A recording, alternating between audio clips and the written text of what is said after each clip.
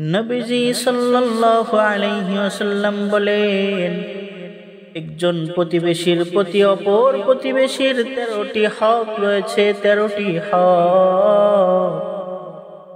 1 নম্বর হক, নবীজি সাল্লাল্লাহু আলাইহি ওয়াসাল্লাম বলেন, তোমার প্রতিবেশী যদি তোমার কাছে কোনো পরামর্শ চায়, তুমি তোমার সেই প্রতিবেশীকে সুন্দর পরামর্শ দিবা।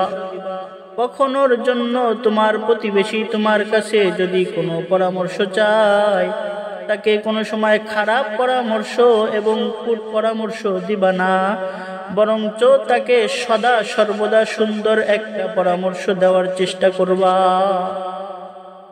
2 নম্বর, নবীজি সাল্লাল্লাহু আলাইহি ওয়াসাল্লাম বলেন, তোমার প্রতিবেশী তোমার কাছে যদি কখনো ঋণ চায়, ঋণ, তুমি তোমার প্রতিবেশীকে সুদ মুক্ত ঋণ দিবা। তথা তোমার প্রতিবেশী তোমার কাছে যদি কখনো ঋণ চায়, তুমি তোমার প্রতিবেশীকে এমন ঋণ দিবা যে ঋণের মধ্যে কোনো প্রকার সুদ থাকবে না।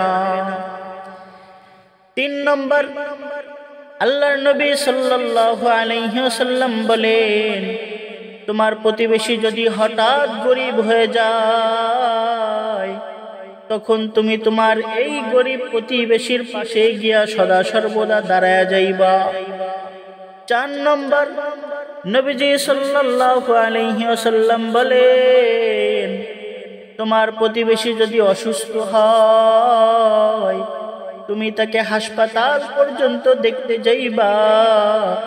হাসপাতাল পর্যন্ত তাকে দেখতে যাইবা। যদি প্রতিবেশী অসুস্থ হয়ে যায়, আমাদের সমাজে অনেক মানুষ এমন আছে রে ভাই, তারা বলে লোকটা অসুস্থ আছে, হাসপাতালে আছে, তাহলে ওই লোকটা বাড়িতে চলে আসুক। ওই লোকটা যখন বাড়িতে আসবে, তখন আমরা তাদের বাড়িতে গিয়া দেখতে যাব। কিন্তু ওই মানুষগুলা হাসপাতালে রোগীকে দেখতে যায় না। অথচ বুখারীর হাদিস, নবীজি সাল্লাল্লাহু আলাইহি ওয়াসাল্লাম বলেন, কোন ব্যক্তি যদি তার অসুস্থ প্রতিবেশীকে দেখতে যায়, তার পাশে যতক্ষণ বসে থাকবে, 70,000 ফেরেশতা ওই ব্যক্তির ব্যাপারে তার গুনাহ মাফের জন্য আল্লাহ পাক রব্বুল আলামিনের কাছে দোয়া করতে থাকে।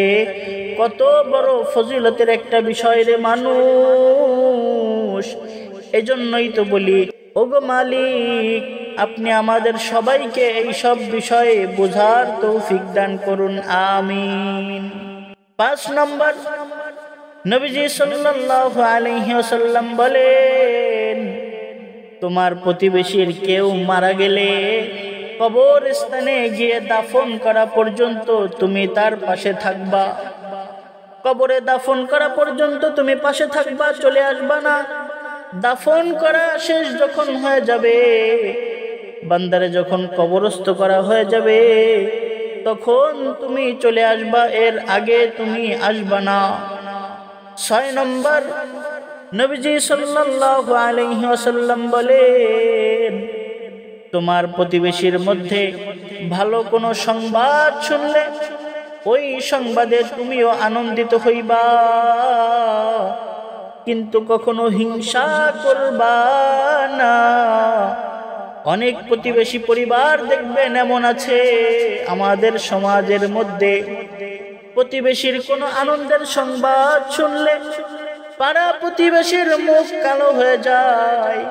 প্রতিবেশী ছেলের সেনাবাহিনীর চাকরি হয়েছে এই খবর যখন শোনে, অথবা প্রবাস জীবনে একটা সুন্দর চাকরি পেয়েছে, এই আনন্দে পাশের বাড়ির মানুষকে যখন মিষ্টি খাওয়াইতে যায়, ইতিমধ্যে আরেকজন প্রতিবেশী লোক এসে ওই বাড়িতে যখন ঢুকে বলছে, মাশাআল্লাহ,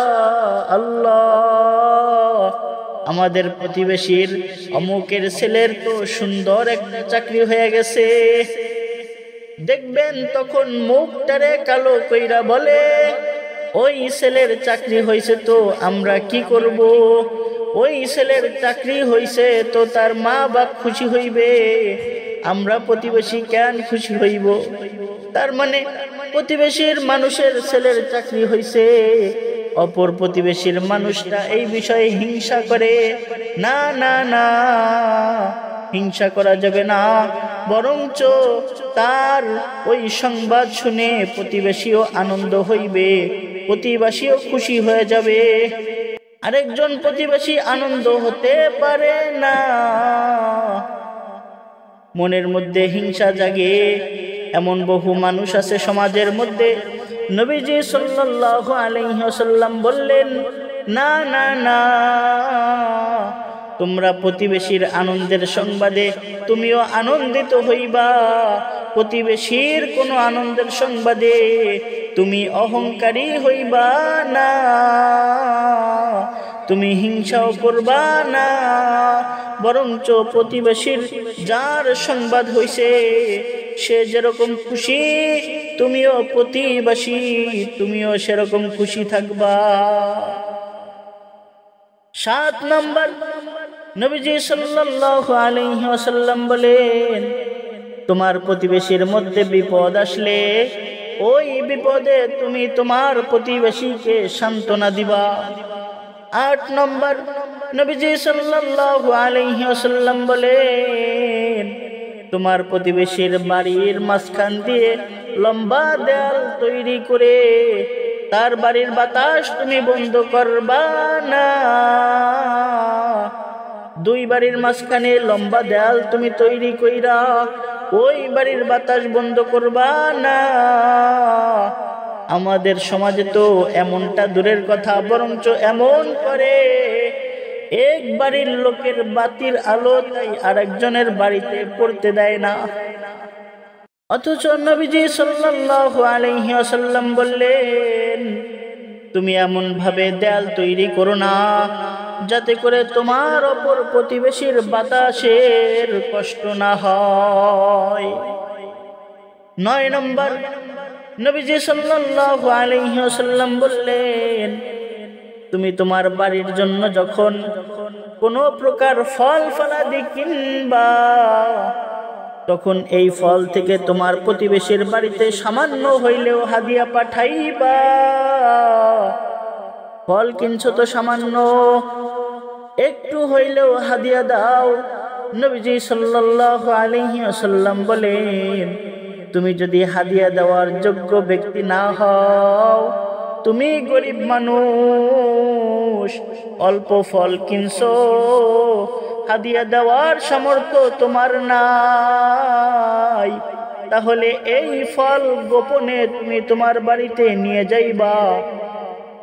ফলটি প্রকাশ্য নিবেন না, এমন একটি ব্যাগে নিবেন যাতে করে অপর প্রতিবেশী বুঝতে না পারে আপনি কোনো খাবারের জিনিস থলেতে করে নিয়ে আসছেন, এটা যেন তারা বুঝতে না পারে।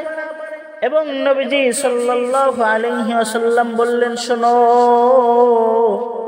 তোমার সন্তানরা ফলের পটলা নিয়ে যেন অন্য সন্তানদের সামনে না খায়, এতে করে ওই সন্তানরাও তার বাবাকে বাজার থেকে ফল কিনে নিয়ে আনতে বলবে। ওই ব্যক্তি যদি সামর্থ্যবান না হয়, তাহলে ওই ব্যক্তির মনে সে কষ্ট পাবে। ছোট বাচ্চাদেরকে দেখবেন তরমুজ কাইটা যখন দেয়, তরমুজ কাইটা দিলে বাচ্চা তরমুজের অংশটা নিয়ে এমন জায়গায় চলে যায় যেখানে আরো 10টা পোলাপান বেশি থাকে। নবীজি সাল্লাল্লাহু আলাইহি ওয়াসাল্লাম বললেন, এমনটা কখনোই করতে দিবা না, এতে করে 2টা অসুবিধা হবে। 2টা। 1 নম্বর অসুবিধা, ও ওর বাবার কাছে গিয়া যখন বলবে তখন সে দিতে পারবে না, তো আমার একজন গরিব উম্মত মনে কষ্ট পাবে। 2 নম্বর, অন্য 10টা বাচ্চার সামনে গিয়া যখন ফল খাবে, তখন তাদের বদনজর লাইগা তোমার সন্তানের সমস্যাও হতে পারে। এজন্য আল্লাহ তাআলার কাছে দোয়া করা, আল্লাহ তাআলা যেন এই বদনজর থেকে আমাদের হেফাজত করেন। আল্লাহ আমাদের সবাইকে সঠিক বোঝার তৌফিক দান করেন। 10 নম্বর, নবীজি সাল্লাল্লাহু আলাইহি ওয়াসাল্লাম বলেন, তোমার বাসায় যখন কোনো ঘ্রাণযুক্ত খাবার পাকাইবা, এই ঘ্রাণযুক্ত খাবার থেকে একটা চামিচ হলেও তোমার প্রতিবেশীর বাড়িতে তুমি পাঠাইবা। 11 নম্বর, নবীজি সাল্লাল্লাহু আলাইহি ওয়াসাল্লাম বলেন, তোমার প্রতিবেশীর সঙ্গে দেখা হইলে তুমি তোমার প্রতিবেশীকে সালাম দিবা। 12 নম্বর, নবীজি সাল্লাল্লাহু আলাইহি ওয়াসাল্লাম বলেন, তোমার প্রতিবেশী যখন তোমাকে দাওয়াত দিবে তখন তুমি তোমার প্রতিবেশীর দাওয়াত গ্রহণ কইরা, দাওয়াতকে কবুল কইরা তার বাড়িতে হাজির হইবা। প্রতিবেশী দাওয়াত দিলে দাওয়াত কবুল করবা। আমাদের সমাজে এই বিষয়টার ব্যাপারে বহুত অবনতি দেখা যায়। দেখবেন 3-4 বছর যাবত তাদের লগের বাড়ির প্রতিবেশীর সাথে কথা কয় না, মুখ বন্ধ করে থাকে, দেখলেও কথা বলে না, সালাম দিলেও সালামের উত্তর দেয় না। এমন বহু মানুষ, এমন বহু মুসলিম সমাজে আছে। এমনই একজন প্রতিবেশীর সন্তানের বিবাহ হবে, ওই প্রতিবেশীর সাথে, তাদের বাড়ির পাশের প্রতিবেশীর সাথে 2-3 বছর যাবত কোনো কথাবার্তা নাই। ছেলের বিবাহ দেবে, ওই প্রতিবেশী সমস্ত রাগ সব ভুইলা অপর প্রতিবেশীর বাড়িতে দাওয়াত করতে চলে গেল। ওই প্রতিবেশী লোক দাওয়াত গ্রহণ করলো, কিন্তু যেদিন বিবাহ ওই দিন ব্যাগ বস্তা সব গোল কইরা নিজের আত্মীয়র বাড়িতে বেড়াতে চলে গেল। এই বিবাহের মধ্যে তিনি অংশগ্রহণ করবে না এজন্যই। কিন্তু বিষয়টা তো এমন ছিল, এই প্রতিবেশীর লোক যদি এই বিবাহের মধ্যে শরীক হইতো তাহলে সন্তানের বাবা বড় খুশি হইতো, বড় আনন্দিত হইতো। তাহলে সন্তানের বাবা বড় খুশি হইতো, বড় আনন্দিত হইতো।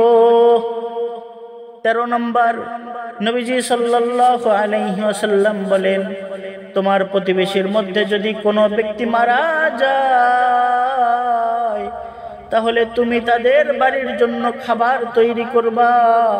কারণ যারা বড় বড় মানুষ তাদের অল্প সময় না খাইলে তেমন কোনো অসুবিধা হয় না, কিন্তু পাশের বাড়ির ছোট ছোট কচি কচি বাচ্চারা যেন ওই দিন না খাইয়া কষ্ট না করে, এজন্য নিজের কষ্টকে একটু চাপায়া নিয়া প্রতিবেশীর যাদের বাড়িতে লোক মারা যায় তাদেরকে একটু শান্তি দেওয়া।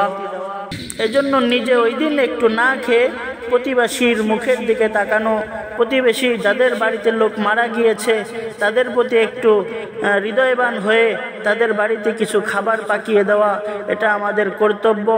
এই যে প্রতিবেশীর প্রতি, একজন প্রতিবেশীর প্রতি অপর আরেকজন প্রতিবেশীর এই 13টি হক, আল্লাহ তাআলা যেন আমাদের প্রত্যেক প্রতিবেশীকে এই 13টি হক মেনে মেনে যেন প্রত্যেকের হককে আদায় করার তৌফিক দান করুক। সকলে পড়ি আমিন। আসসালামু আলাইকুম ওয়া রাহমাতুল্লাহি ওয়া বারাকাতুহু।